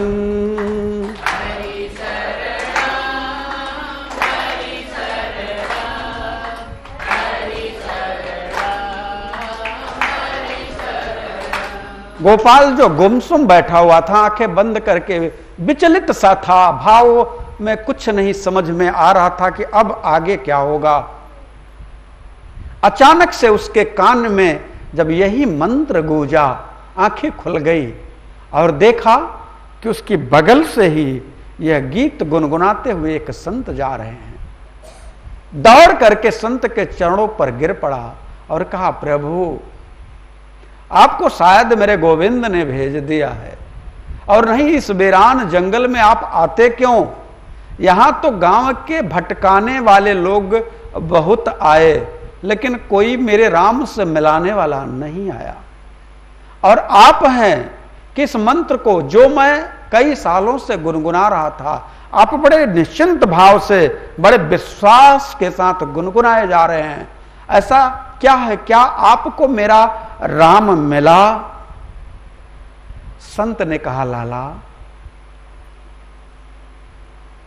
तू एक बात बता, तू जब इस नाम का आश्रय लेकर के अपनी गैयों को चरा रहा था, तो तुझे अपने एक अंदर से अनुभूति नहीं हो रही थी? कोई तुझसे यह नहीं कह रहा था कि तू मेरा है, तू मेरा है, तू मेरा है? गोपाल दास ने कहा, सच यही तो हो रहा था कि कोई कह रहा था कि तू मेरा है, लेकिन मेरे लोगों ने कहा यह सब भ्रम है। संत ने कहा यह भ्रम नहीं है, यह सत्य है। लेकिन चूंकि तू इस नाम महामंत्र का आश्रय लेकर के नित्य प्रति गैया चराता है और जपता है, जप इसके साथ में यदि सोने में सुहागा करना चाहता है तो किसी संत की शरणागति ले ले और संत से दीक्षा ले ले। यदि तू दीक्षित हो जाएगा, संत की कृपा हो जाएगी, तो निश्चित तौर से तेरा मार्ग और सुलभ हो जाएगा, प्रभु मिल ही जाएंगे। गोपाल दास ने पलट करके कहा, प्रभु मैं कहां खोजने जाऊं संत को? आप ही तो हैं, मुझे आप ही दीक्षित कर दीजिए। बोले, नहीं लाला, मैं दीक्षा नहीं दूंगा। तो फिर दीक्षा कौन देगा? कैसे मैं पहचानूंगा कि वो संत हैं और वो दीक्षा दे सकते हैं? संत ने कहा, तुम्हारे सामने से कभी न कभी कोई संत गुजरेंगे जरूर, उनके मुख पर भी परमात्मा के नाम का उच्चारण होगा, उनके अंतर हृदय में भी परमात्मा के प्रति पूर्ण विश्वास होगा, उनका चेहरा, उनका स्वरूप परमात्मा के प्रेम में आनंदित हो रहा होगा। जैसे ही वो तुम्हारे सामने आए तो तुम समझ जाना कि प्रभु की कृपा से आज तुम्हें संत के दर्शन हुए हैं। ये कब हो पाएगा? संत ने कहा, तू जिस नाम का आश्रय लिया है, उस नाम के आश्रय में कभी भी अविश्वास की भावना नहीं रखना, और नित्य प्रति जिस भाव से तू गाता रहा है उसी भाव से तू मेरे सामने आज फिर गा दे। और मैं तुझसे कहता हूं कि तेरे सामने तेरा गुरु तुझे दीक्षा देने के लिए उपस्थित हो जाएगा, तुझे खोजने की जरूरत नहीं पड़ेगी। फिर क्या था? बल मिला, विश्वास मिला, अंतर हृदय में एक पुष्टता आई, और फिर वही गोपाल गुनगुना दिया, हरि शरणम हरि शरणम हरि शरणम हरि शरणम।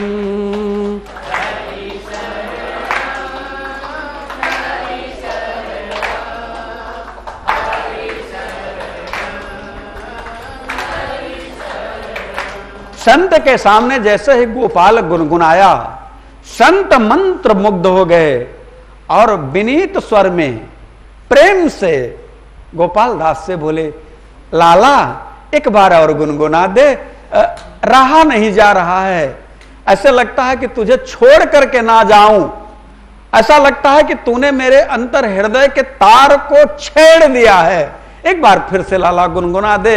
ऐसा सुनना था कि फिर से गोपाल दास हरि शरणम हरि शरणम हरि शरणम हरि शरणम।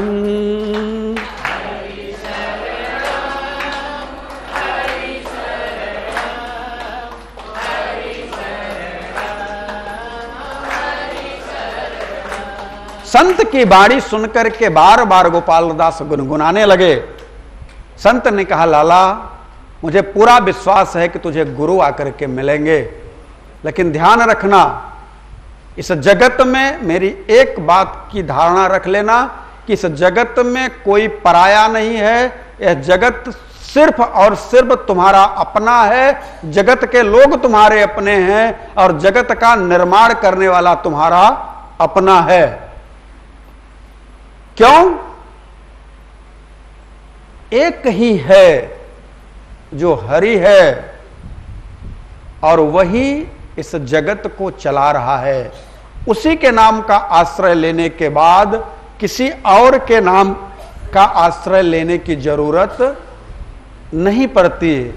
सुना है ना, रचा है सृष्टि को जिस प्रभु ने, वही ये सृष्टि चला रहा है। रचा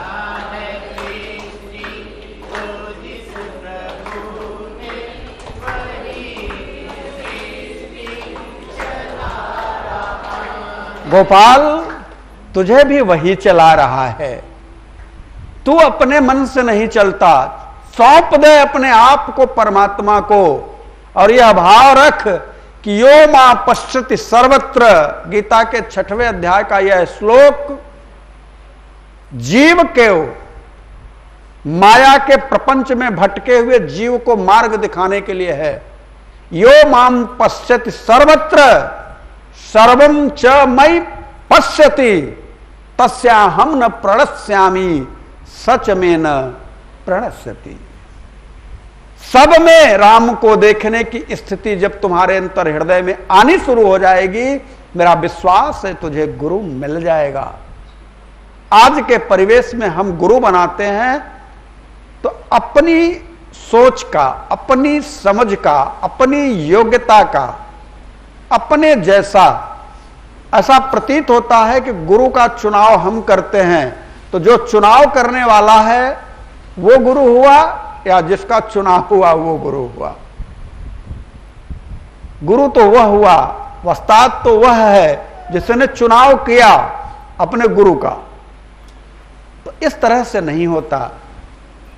गोपाल दास प्रभु के नाम का उच्चारण करते हुए विरह की अग्नि में जलने लगे कि कब गुरु मुझे मिलेंगे। हे गोविंद, मुझे कब गुरु मिलेंगे? कब मुझे गुरु के दर्शन होंगे? हे नाथ, क्या मेरे प्राण छूट जाएंगे तभी मुझे गुरु मिलेंगे? हे जगदीश, हे मेरे प्राणाधार, हे मेरे प्रियतम, हे मेरे प्राणधन, अब तो मिलवा दो मुझे मेरे गुरु से, अब तो मिलवा दो। बेचैनी ऐसी, व्यग्रता ऐसी कि छटपटाहट के मारे गैयां कहीं चली जाए सो दूर पता नहीं चलता था। व्याकुलता इतनी बढ़ी कि बालू हो, मिट्टी हो, पत्थर हो, जहां पहुंच जाएं, बैठ करके लेटने लग जाएं, रोने लग जाएं, छटपटाने लग जाएं और कहने लग जाएं कि हे गोविंद, हे मेरे सरकार, हे मेरे प्राणधन, हे मेरे प्रियतम, आप कब मुझे मेरे गुरु से मिलाओगे? देखिए, जब आपके अंतर हृदय में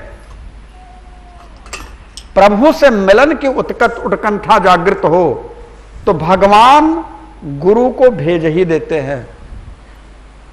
गुरु को बनाने की आवश्यकता नहीं है, गुरु को खोजने की आवश्यकता नहीं है। आप अपने को योग्य बना लो, गुरु आपसे खुद मिलने चला जाएगा। और हुआ वही। आज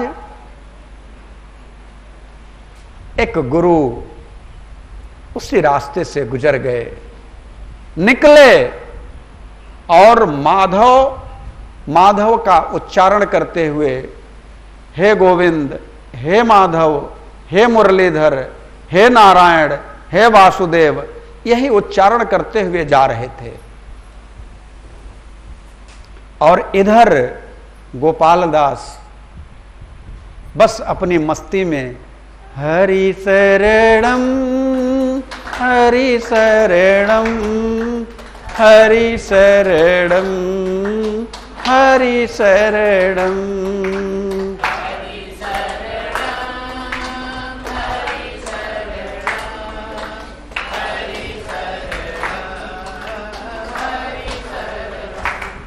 माधव नाम शब्द उच्चारण जब गोपाल दास के कान में पड़ा, गोविंद नाम उच्चारण जब गोपाल दास के कान में पड़ा,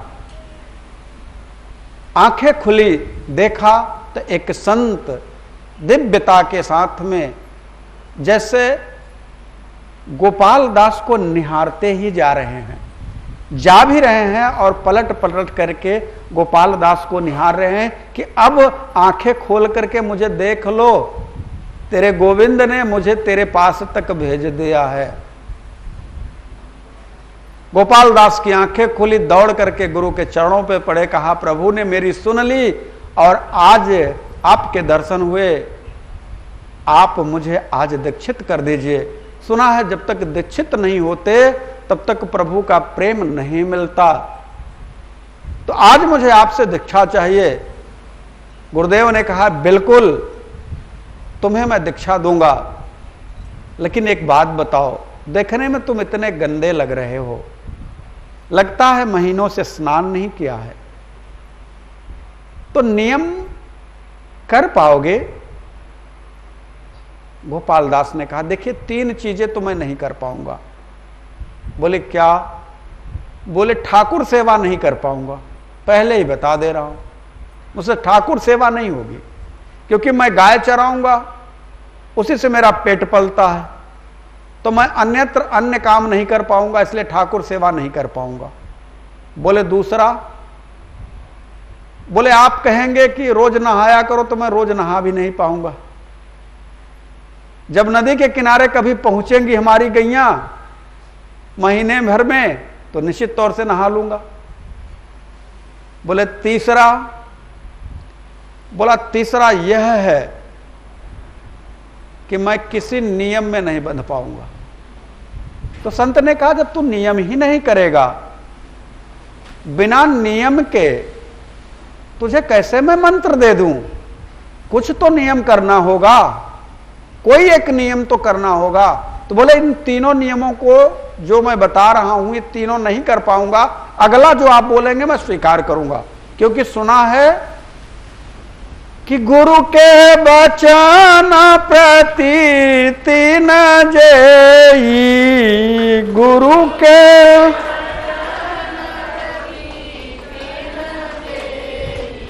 सपने वो सुलभ न सुख सिद्धि तेई।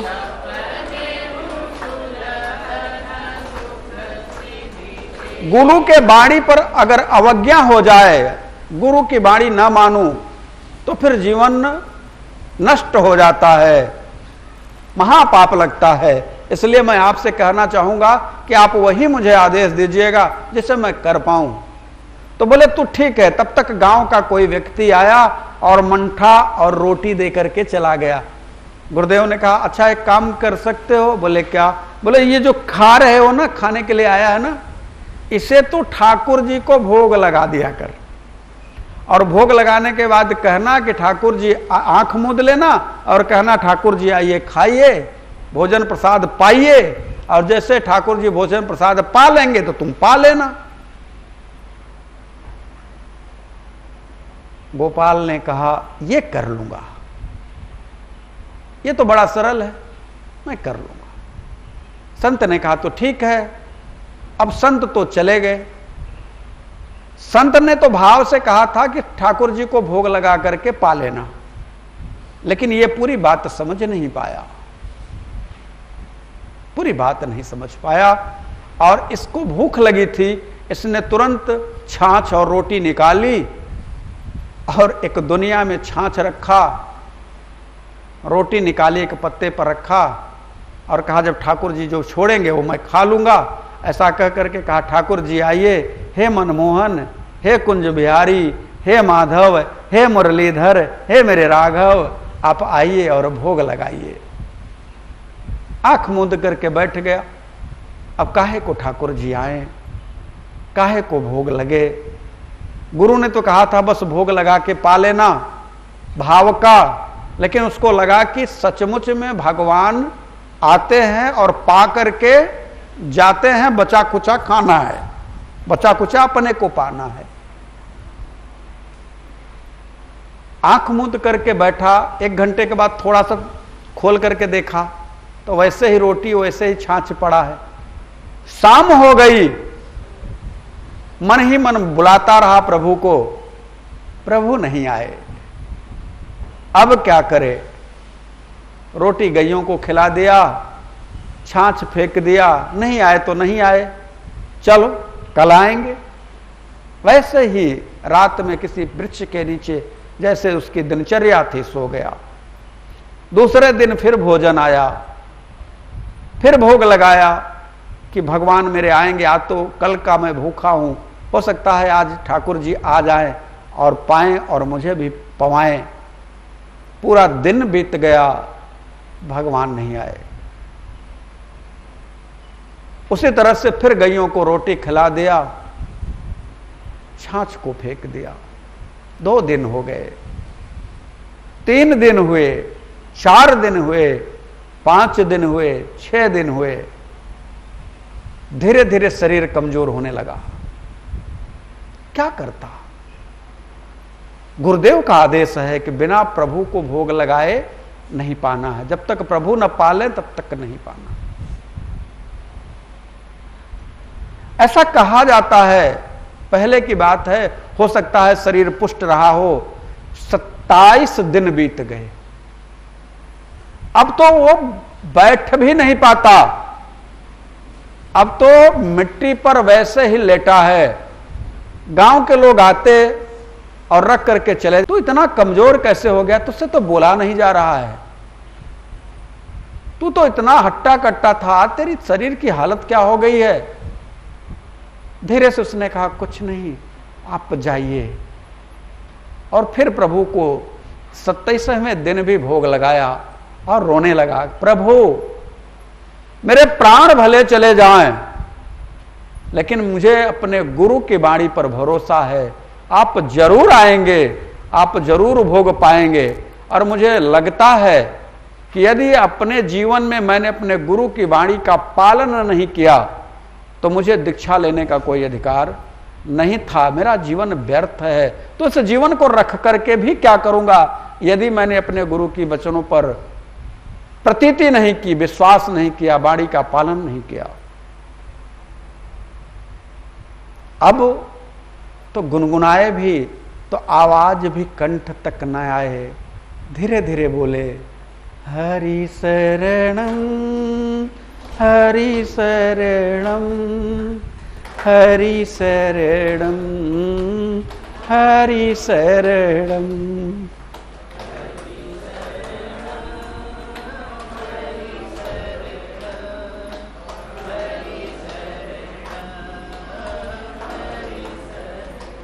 आवाज भी कंठ के बाहर नहीं निकल पा रही। मूर्छावस्था आने लगी। सूरज ढलने के पहले ऐसा प्रतीत हुआ कि आज मेरा अंतिम दिन हो सकता है, प्राण निकल जाएंगे। तब तक एक महान आश्चर्य होता है। आंखें छपी हैं, खुल नहीं पा रही, क्षमता नहीं है आंख खोलने की, लेकिन कोई एक ग्वाला आकर के, नीला शरीर है, सिर पर मोर मुकुट है, कमर में करधनी है, मंद मंद मुस्कान है, सर पर हाथ रखता है। गोपाल, अरे वो गोपाल। हाथ रखते ही गोपाल के शरीर में नव चेतना का जागरण हो जाता है। गोपाल पलट करके देखता है, कौन है? जिसने मेरे शरीर में एक विद्युत सा तेज उत्पन्न कर दिया, एक ऊर्जा उत्पन्न कर दी, एक क्षमता डाल दी। मैं तो आसक्त था, निसक्त था, कौन है आंखें खोल करके देखता है तो मेरा गोविंद मंद मंद मुस्कुरा रहा है और कह रहा है कि मैं तेरा भोग प्रसाद पाने के लिए आया हूं। अब तो गोपाल प्रभु की इस दिव्य मोहनी सूरत को देख करके रोने लगता है, उस बांके बिहारी की छटा को देख करके व्याकुल हो जाता है और व्याकुल होकर के नाच उठता है और नाच करके कहता है, तेरी मंद मंद मुस्कनिया पे, तेरी मंद मंद बलिहार प्यारे जू, बलिहार प्यारे जू।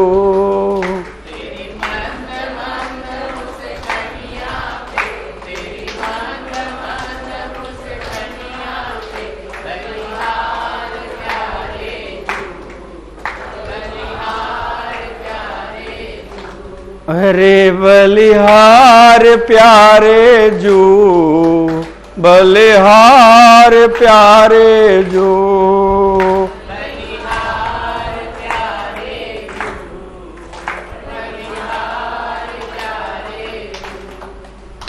तेरे बाल ऐसे घुंघराले लगते हैं काले काले, तेरे बाल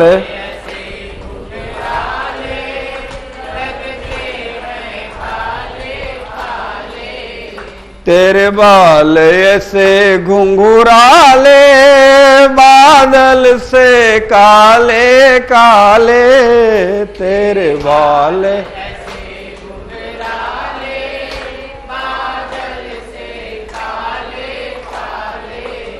तेरे मोर मुकुट लटकनिया पे, तेरी मोर मुकुट लटकनिया, बलिहार प्यारे जू, बलिहार प्यारे जू।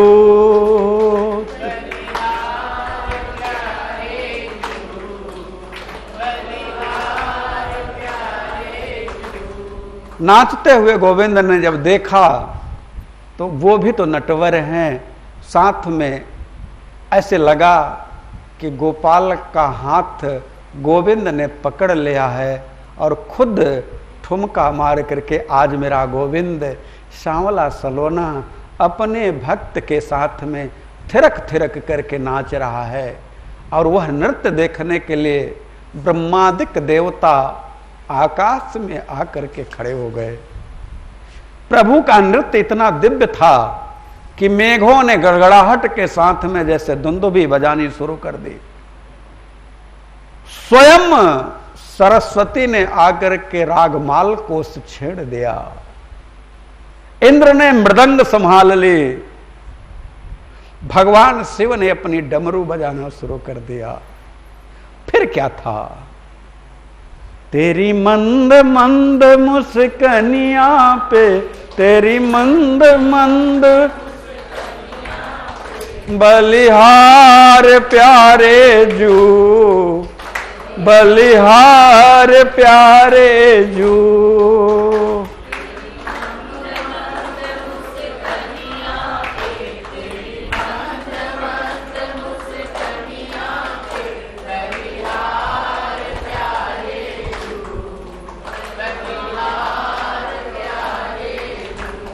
तेरे नैन ऐसे कजरारे लगते हैं प्यारे प्यारे, तेरे नैन ऐसे कजरारे लगते हैं प्यारे प्यारे, तेरे नैन ऐसे कजरारे लगते हैं प्यारे प्यारे।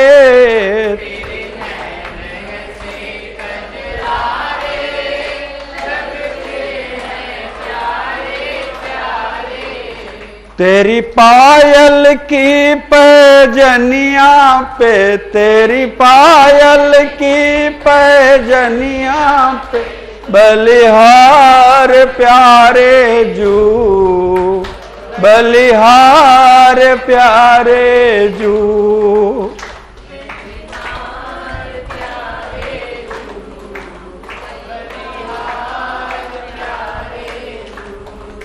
भगवान क्या नृत्य देख करके देवतादिक भी फूलों की वर्षा करने लगे। स्वयं ब्रह्मा जी ने यह कह करके कि धन्य है गोपाल, बिना किसी ज्ञान के, बिना किसी शास्त्र के, बिना किसी पुराण के, मात्र एक गुरु कृपा से और गुरु कृपा के वचनों पर निष्ठा से आज गोविंद का दर्शन कर पाया है।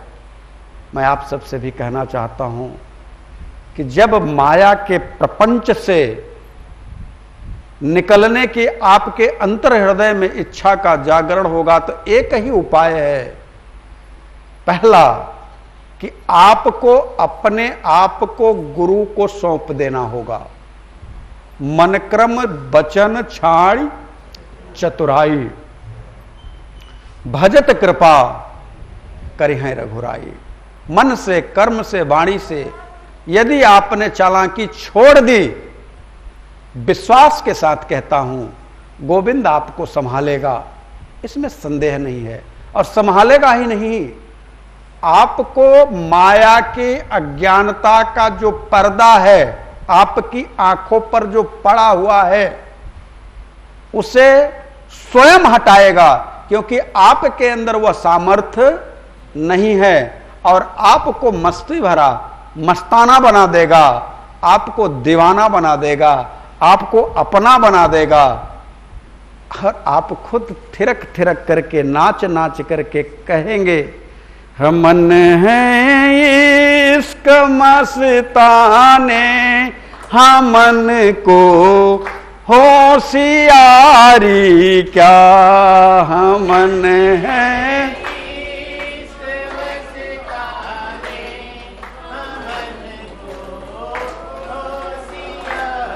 हमें चालाकी की क्या जरूरत है, हमने चतुराई को छोड़ दिया है। हम तो बस एक ही जानते हैं, मैं और मेरा प्रियतम। तो मन थिरक करके कहेगा ही कहेगा हमन है इश्क मस्ताने, हमन को होशियारी क्या, हमन है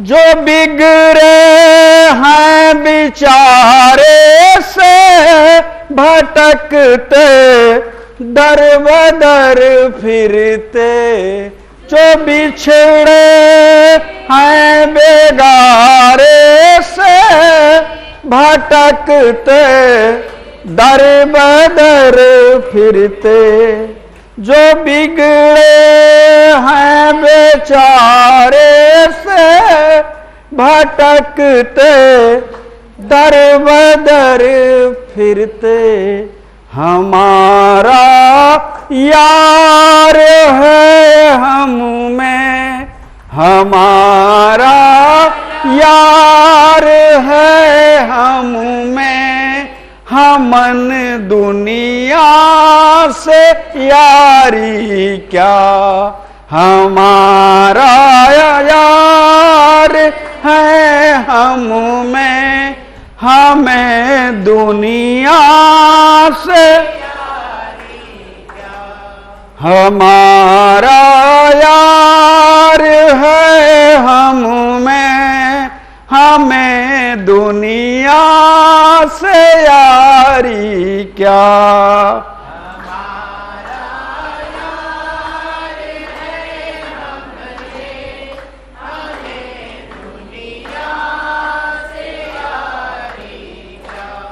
हमन है इश्क मस्ताने, हमन को होशियारी क्या, हमन है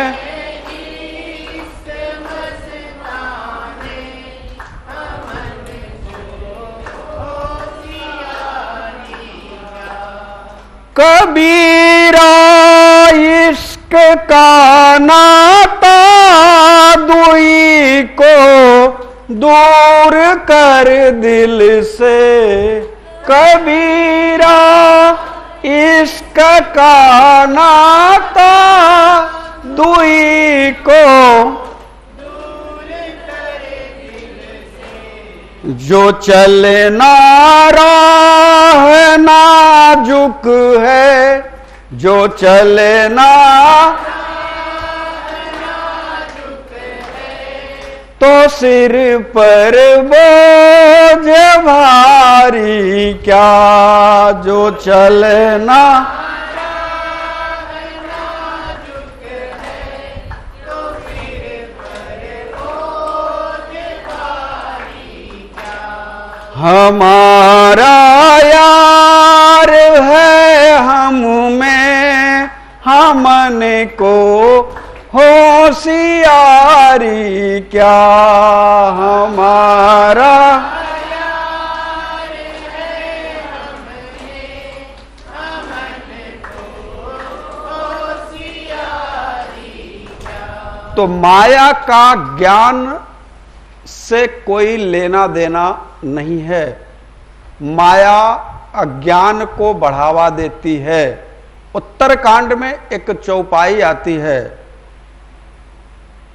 कि माया का भेद एक रचई जग गुण बस जाके, प्रभु प्रेरित नहीं निज बल ताके, और एक दुष्ट अतिशय दुख रूपा ये माया है। एक दुष्ट अतिशय दुख रूपा ताबस जीव पड़ा भवकूपा। इसी माया के प्रपंच को यदि हम जान लें, मैं और तोर, तोर तय माया, मैं और मोर तोर तय माया, इतना बस जान लें, तब हम ज्ञान की बात को जान पाएंगे। ज्ञान को जानने के लिए माया के पर्दे को हटाना पड़ेगा, और इस माया के पर्दे का कोई इलाज यदि है तो बस एक ही इलाज है, ये धुंध, ये कुहरा कब छटेगा? जब ज्ञान का प्रकाश होगा।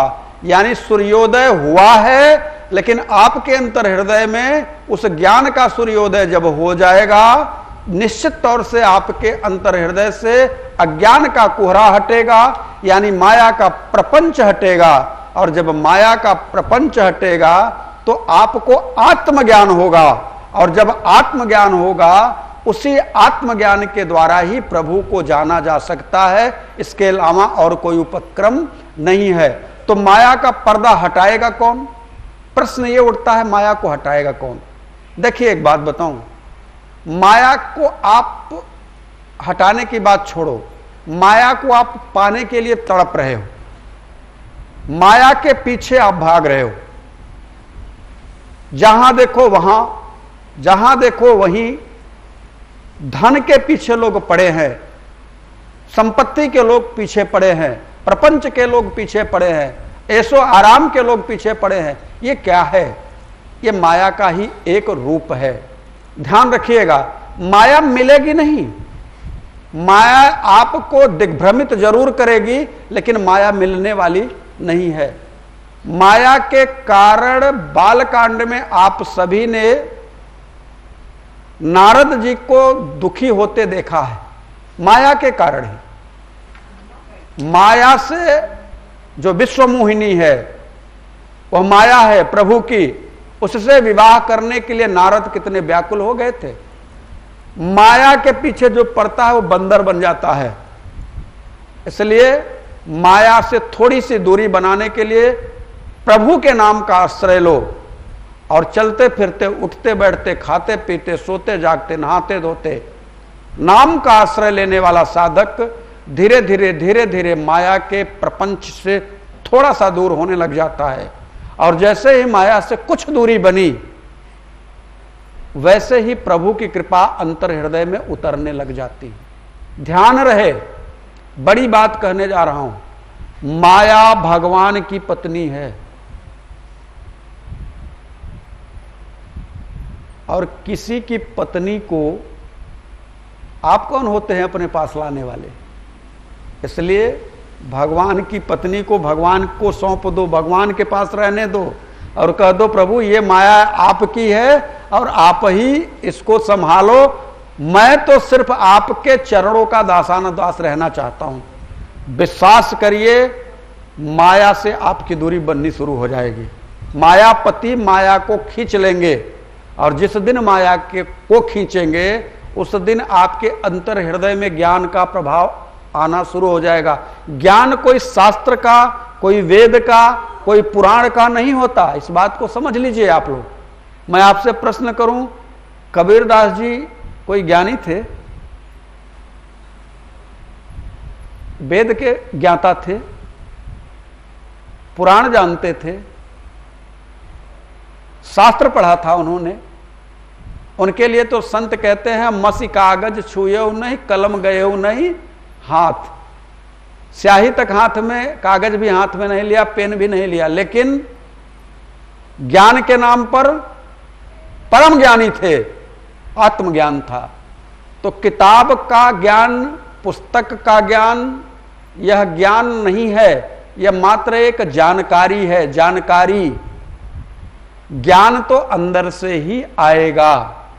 जानकारी विस्मृत हो सकती है।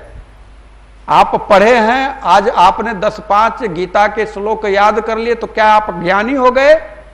यह आपका भ्रम है, आप ज्ञानी नहीं हुए। आप रामचरितमानस का पूरा रट्टा मार लिए तो आप ज्ञानी हो गए, यह आपका भ्रम है, आप ज्ञानी नहीं हुए। आप जानकार हुए और जानकारी विस्मृत हो सकती है, लेकिन ज्ञान कभी विस्मृत नहीं होता, क्योंकि एक बार ज्ञान अगर अंतर हृदय में उतर जाए तो आपके अंतर हृदय को अलौकिक प्रकाश से भर देता है। फिर आपको किसी शास्त्र, वेद, पुराण, उपनिषद, गीता, भागवत पढ़ने की कोई जरूरत नहीं पड़ती। इसलिए जितने भी उच्च कोटि के संत रहे हैं, उन्होंने कभी किसी शास्त्र, वेद, पुराण का आश्रय नहीं लिया, लेकिन उनके मुख से जब भी शब्द निकलते थे, उनके वाणी में तो वेद वेदांत ही झलकता था। लेकिन उन्होंने कभी अंगूठा छाप थे, उन्होंने कभी वेद वेदांत को देखा भी नहीं, पढ़ा भी नहीं, लेकिन अंतर हृदय से वह भाव जो जागृत होता था वेद वेदांत का, वो जो दिव्यता जागृत होती थी, वह कहां से आती थी? वह आत्मज्ञान है। और यह आत्मज्ञान कब आएगा? जब मिमियाना बंद हो जाएगा, तब आएगा। माया दूर होगी तभी आत्मज्ञान आएगा। और माया दूर होने के लिए बस एक ही उपक्रम है कि चलते फिरते प्रभु के नाम का गायन होता रहे और अपने आप को प्रभु से जोड़ दो। कह दो कि प्रभु मैं दासानुदास हूं आपका, मेरे अंदर कोई सामर्थ्य नहीं है। मेरी स्थिति क्या है? तो मेरी स्थिति तो बस यही है कि मौसम दीनन दीन हित तुम समान रघुवीर, अस विचारी रघुवंश मणि, हरहु विषम भवभीर, हरहु विषम भवभीर। कामी नारी पियारी, लोभी प्रिय जिम्मेदार, तिमि रघुनाथ निरंतर, प्रिय लागहु मोहिरा, प्रिय लागहु मोहिरा।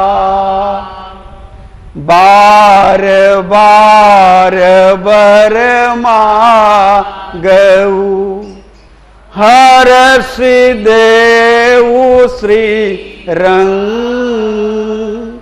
पद सरोज अन पायनी, भगति सदा सतसंग, भगति सदा सतसंग।